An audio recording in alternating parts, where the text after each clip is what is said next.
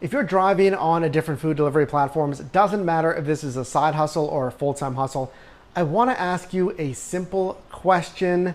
Do you feel like it's been slow recently? Well, in this video, I want to try to answer that question two ways.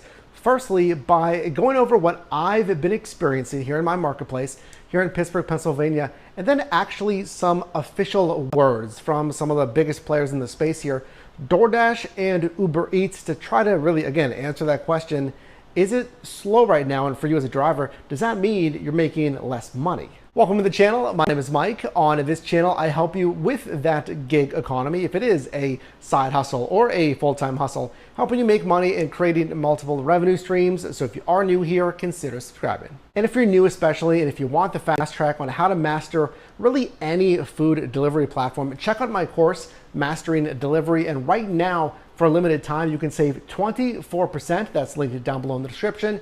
Make sure to use code SAVE24. So firstly, as promised, let me explain what I've been seeing here, really on multiple and repeated shifts on different platforms. We're not even talking about one platform here. And then secondly, I really want to touch on last month's earnings calls, the Q1 earnings calls for DoorDash specifically, because I think there's some really startling takeaways from that call that you're going to want to see. So firstly, driving here in Pittsburgh, and just for some context, if this is the first time that you and I are meeting, started my side hustle in really a lot of different niches, rideshare food delivery in 2015. Been doing really thousands of trips and transactions in most every app in this gig economy. So yeah, driving on a DoorDash, Uber Eats, the now discontinued, or I guess acquired Postmates, my brother here in Pittsburgh as well, driving on a Grubhub. So let me give you an example. So Matt and I, my brother, right? So we both drove on really all of those apps this weekend. So my goal for you and myself this year is to hit $25 per hour in gross revenue. So, okay, we didn't hit it this weekend. We hit, I believe it was $20 some an hour. But here's the thing.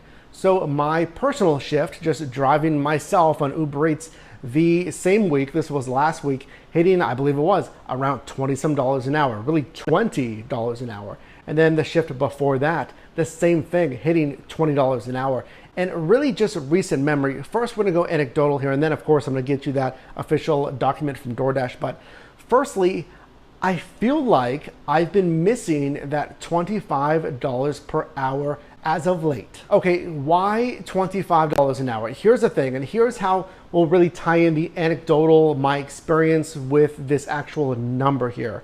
That last year, and really 2019 as well. 2019, I'd say 2020, driving in San Diego, California, before moving back here to Pittsburgh, I consistently hit $25 an hour on DoorDash, on Uber Eats, and really having Matt back here in Pittsburgh driving on some of those apps as well, hitting $25 an hour. So in 2020, with the pandemic, with the shutdowns, obviously pushing that consumer behavior from dine-in, which was no longer an option, literally could not be an option, to food delivery.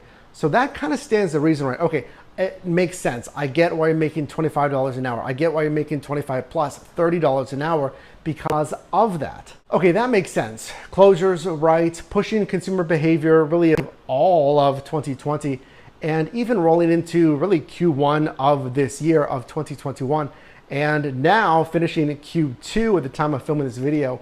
So is that going to continue? Is this all just pandemic based? Is this all based on reopening that there's less orders? So maybe the same amount of drivers or maybe even more drivers. Is all of that contributing to it being slower? Well, pay attention to this next part because we're going to look at the official statements here in their earnings call really just last month, talking about Q1 of 2021.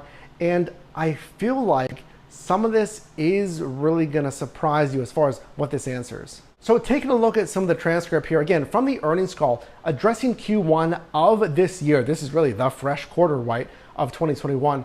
So let's look at the response of being asked about the impact of reopening. And that really compared to DoorDash's thoughts of the business of 3 to 6 months prior. Okay, so answering really this specific question here, let's look at DoorDash's chief financial officer. So stating, quote, so the first thing I would say, we are encouraged by the trends that we saw in the first quarter, particularly as markets reopened and in-store dining grew. The negative impact to consumer behavior was smaller than we had initially anticipated, and that enabled us to actually beat our Q1 guidance by 9%. So there was literally an anticipation of declining consumer orders here, really volume of orders placed, but it wasn't that bad in Q1 as DoorDash anticipated. So continuing, Prabir Adhikar, the chief financial officer, states, quote, "We talked about consumer behavior being sticky. So as consumers begin to use a product, new habits develop, and those habits tend to persist." So talking here about, okay, DoorDash, we have new products here for consumers. And even though we had these, consumer behaviors, things reopening in Q1, and of course now in Q2, these new habits develop as far as using these new features of the DoorDash app. And here's just an interesting fact. I feel like we don't see enough actual numbers as far as the community of drivers here. So look at this. So over 75% of our Dashers are students or have other part-time or full-time jobs. On average, they dash less than 4 hours per week. That is very interesting. Dashers don't require a car. They can dash on bikes. So I thought that was pretty cool. The actual numbers of dashing hours per week, 4 hours. And if you think about it, it's what? 75% of Dashers really basically have other things going on. You're busy, I'm busy. So that number, it actually kind of does make sense. 4 hours a week dashing. But let me know if you agree with that. Do you dash the same? Do you dash more than that, less than that? Let us know down below. And then interestingly, really addressing the same question here, co-founder Tony Xu states, quote, "And what I'll say is the impact of reopening really has been more muted than we expected. Certainly when we were looking at this last fall, and even as we're starting to prepare for this towards even last summer."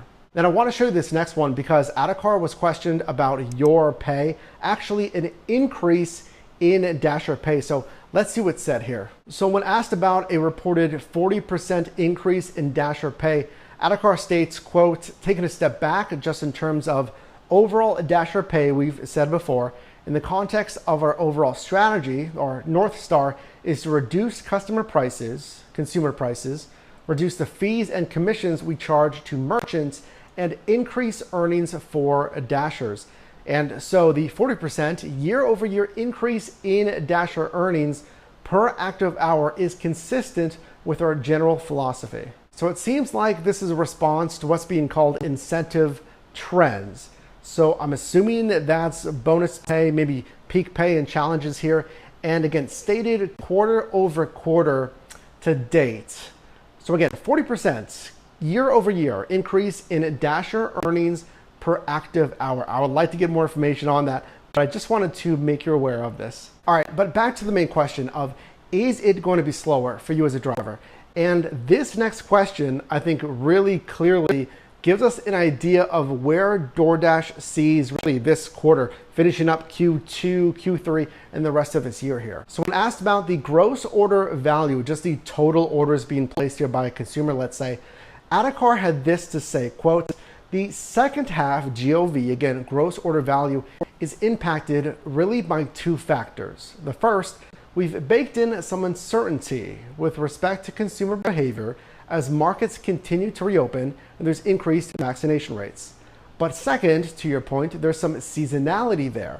That usually continues until Labor Day, and so you've got like sort of Q2 and Q3 in there. There were usually a lull.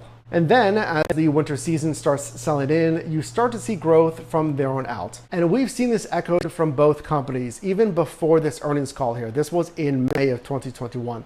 So DoorDash and Uber Eats have both said, really in Q3 and Q4 especially, they did anticipate a decline of orders. So Adhikar is citing two things here. Really the big one is the reopenings.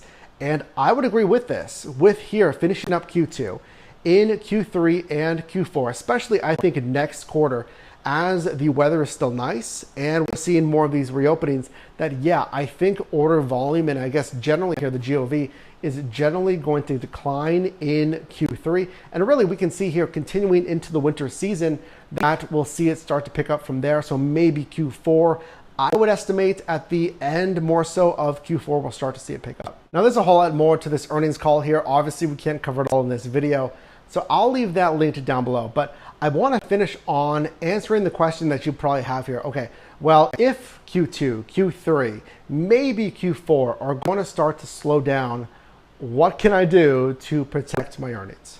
So here's what I would do if you're experiencing basically what I'm starting to experience here, a possible slowdown. Number one, I would look at your numbers and I would say, okay, for my marketplace, is there truly a slowdown? I would look at your gross revenue per hour, just generally the hours.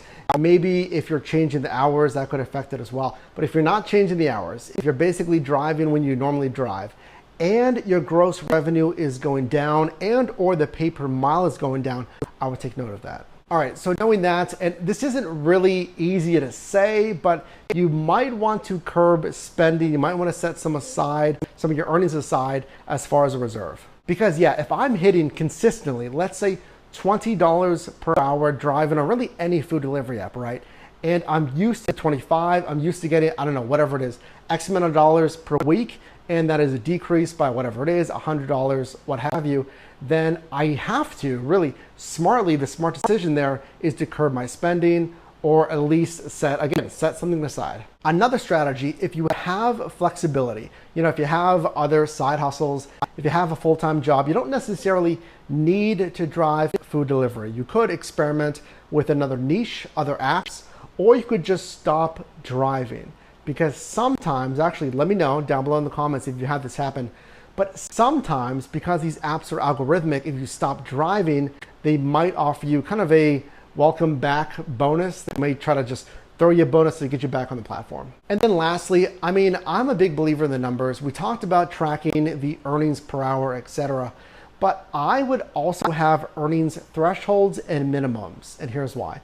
Because if I'm driving, right, if I'm driving my weekend, whatever it is, if I'm driving the hour or two after work, or maybe just the 4 hours per week that DoorDash says here, if I don't have a minimum or a threshold, then I just kind of continue to take, well, I guess this order is good enough.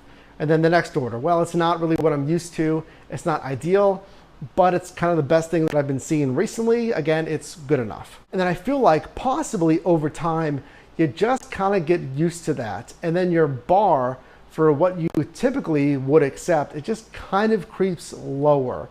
And if you don't have a red flag, then maybe before you know it, you're kind of technically breaking even with your expenses on the vehicle.